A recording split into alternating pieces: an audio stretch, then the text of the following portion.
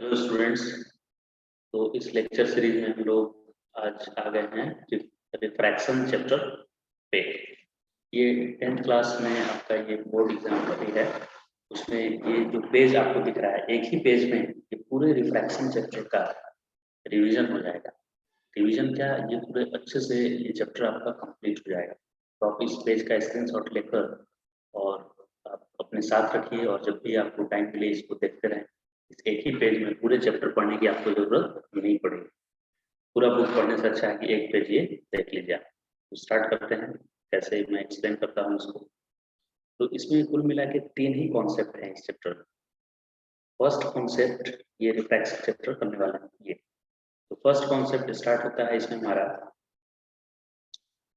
Refractive index से। पहले definition तो रिफ्रैक्शन का सबको पता रहता है पहले से, रिफ्रैक्शन कैसे डिफाइन किया गया है, right. When light passes through one medium to another medium, it bends from its straight line path, either towards normal or away from normal, and this phenomena is known as refraction of light, है ना। अब denser से rare में जब light आता है तो वो अवे चला जाता है, और रेयर से डेंसर में आता है तो क्लोज आ जाता है नॉर्मल। ये इसको रिफ्रैक्शन बोलते हैं।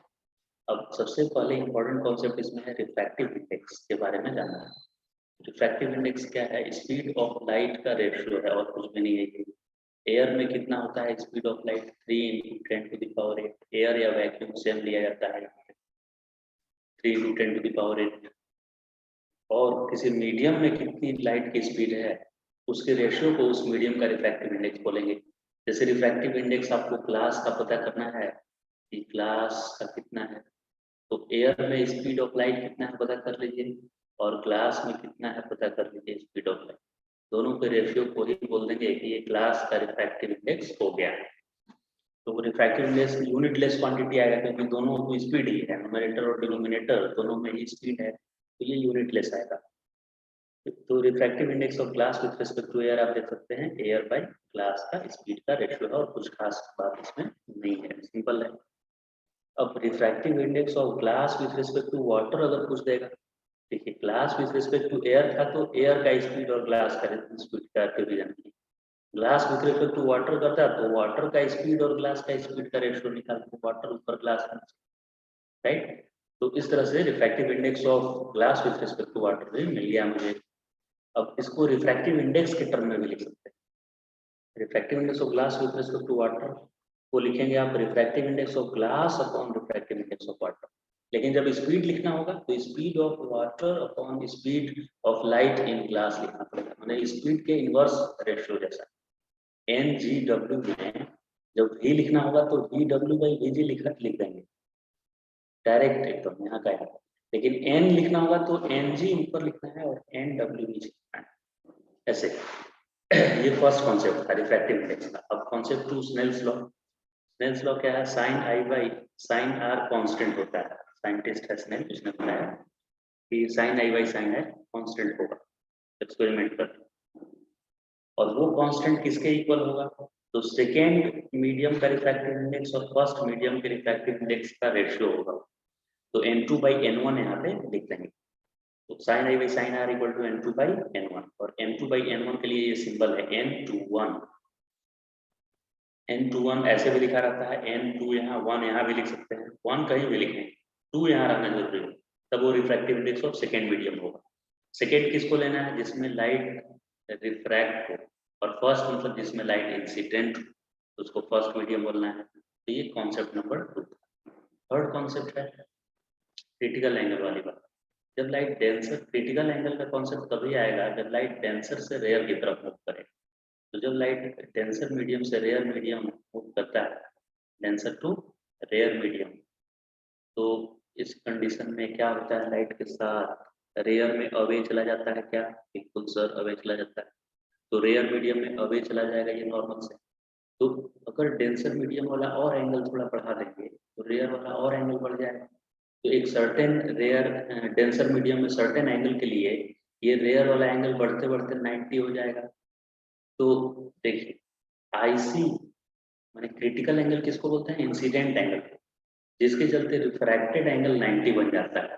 एंगल ये वाला 90 बन जाएगा। और ये तभी फेनोमेना अकर होगा जब लाइट डेंसर से रेयर में जाएगा, तभी ये पहले 90 आ जाएगा। तो angle of incidence for which angle of refraction become 90 degree is defined as critical angle. Clear? अगर आप एंगल ऑफ इंसिडेंस को क्रिटिकल से भी बड़ा करेंगे तो उसके बाद लाइट उसी मीडियम में आने लगेगा वापस, उसको बोलते हैं टोटल इंटरनल रिफ्लेक्शन। इस फेनोमेना को क्या बोलते हैं? Total internal reflection. यानी कि when we increase angle of incidence more than critical angle, then instead of refraction, light bounces back in same medium. This phenomena is known as total internal refraction नहीं, reflection, total angle reflection. अब फिर critical angle और refractive index में ये relation होता है sine आई सी, मतलब critical angle का साइन लीजिएगा तो वो 1 refractive index of denser with respect to rare आएगा। Refractive index of denser with respect to rare, ये टेंसर मीडियम, तो टेंसर मीडियम का रिफ्रैक्टिव इंडेक्स यहाँ लिखना है और विद रिस्पेक्ट टू रेयर लिखना है, याद रखना है इसको, राइट। अब न्यूमेरिकल स्टार्ट कर दे क्या, इस पे बस इतना सारा ही कॉन्सेप्ट है, बस इसमें एक ही पेज में पूरा कंप्लीट हो गया चैप्टर। अब देखिए थोड़ा न्यूमेरिकल देखते हैं कैसा न्यूमेरिकल आता है। एमसीक्यू स्टार्ट करते हैं। तो फर्स्ट एमसीक्यू में है यहाँ पे दो मीडियम दिया है, मीडियम ए और मीडियम बी। तो refractive index of medium B with respect to A पे कमेंट करना है, वो ग्रेटर देन 1 आएगा कि इक्वल टू 1 आएगा, ऑप्शन दिए हुए हैं 4 ऑप्शन। तो refractive index of medium B with respect to A, इस फिगर को देख के लग रहा है मुझे कि यहाँ एंगल ज्यादा है यहाँ कम है, यानी ये टुवर्ड्स नॉर्मल बेंड हुआ है लाइट। तो टुवर्ड्स नॉर्मल बेंड कब होता है? जब ये डेंसर होता है, यानी ये डेंसर होगा पता चल गया मुझे, और ये रेयर होगा पता चल गया। तो डेंसर की डेंसिटी ज्यादा होती है यानी रिफ्रैक्टिव इंडेक्स ज्यादा होगा, एन बी ज्यादा होगा क्योंकि एन बी डेंसर था। तो एन बी ज्यादा है, एन बी कम है, एन ए कम है, तो N B by N A को ही तो एन बी ए बोलते हैं, refractive index of B with respect to A. तो एन बी ऊपर लिखेंगे और एन एन नीचे लिखेंगे, तो एन बी ज्यादा है, एन ए कम है, यानी ये ग्रेटर देन 1 आएगा क्योंकि न्यूमरेटर ज्यादा है तो ग्रेटर देन 1 आ गया। तो फर्स्ट ऑप्शन आ गया ग्रेटर देन 1। सेकेंड एमसीक्यू है ये, सेकेंड क्वेश्चन। फिर से दो मीडियम दिया है, ब्लैक और ये ब्लू कलर से मैंने मीडियम को दिखाया है, और इस बार लाइट ब्लू वाले से और ब्लैक वाले में जा रहा है और एंगल दिया हुआ है कि ए मीडियम में 60 डिग्री और बी मीडियम में 45। तो पक्का इस बार बी फिर से टेंसर होगा, तभी तो ये 60 का 45 आ गया, यानी नॉर्मल के करीब चला गया पास। तो यहाँ पे एंगल दिया है और रिफ्रैक्टिव इंडेक्स पूछा है आपसे, फिर से एन बी ए बताइए। तो स्नेल्स लॉ लगाएंगे और क्या, sine I by sine r. तो आई किसको लेते हैं? इंसिडेंट वाले को, तो साइन 60। आर किसको लेते हैं? रिफ्रैक्टेड वाले को, तो 45 sine I by sine R. यही होता है refractive index of B with respect to A, और यही मुझसे पूछा था, साइन 60 होता है √3/2 और साइन 45 1/√2। इसको न्यूमरेटर में लाएंगे तो √2 बाई, ये उल्टा हो जाएगा, तो √3/2 था और ये हो जाएगा √2/1, 1 नीचे आ जाएगा, राइट। तो ये √2 से √2 कैंसिल होगा, ये तो √3/2 आ जाएगा आंसर, यानी फर्स्ट ऑप्शन। फिर थर्ड क्वेश्चन है कि फोकल लेंथ अगर +25 दिया हुआ है और ये मिरर के लिए और लेंस के लिए दोनों के लिए फोकल लेंथ ना 25, तो बताना है कि इसमें से दोनों कॉन्वेक्स होगा, मिरर भी, फोकल लेंथ दोनों का पॉजिटिव है, तो आपको बताना है कि मिरर भी कॉन्वेक्स और लेंस भी कॉन्वेक्स होगा, कि दोनों कॉन्केव होगा अगर पॉजिटिव फोकल लेंथ है तो, कि लेंस कॉन्केव होगा मिरर कॉन्केव, या mirror concave lens concave, mirror convex lens concave ऐसा। तो देखिए फोकल लेंथ तो इसका एक पॉजिटिव आता है, राइट साइड में पैरेलल रे जहाँ पे मिलता है उसी को फोकल लेंथ बोलते हैं। पैरेलल रे जहाँ पे आकर मिलेगा क्या उसी को मुझे फोकस करना चाहिए, उसी पॉइंट को। तो देखिए राइट साइड में मिलेगा, पैरेलल रे जहाँ पे मिलता है उसी को फोकस बोलते हैं, उसी पॉइंट को, तो इसका राइट साइड में मिलेगा। अच्छा इसका वाला देखेंगे तो जो डाइवर्जिंग है ऐसे, तो इसका लेफ्ट साइड में मिलेगा, तो इसका तो नेगेटिव हो गया, तो ये गया काम से, ये एक सही हो गया।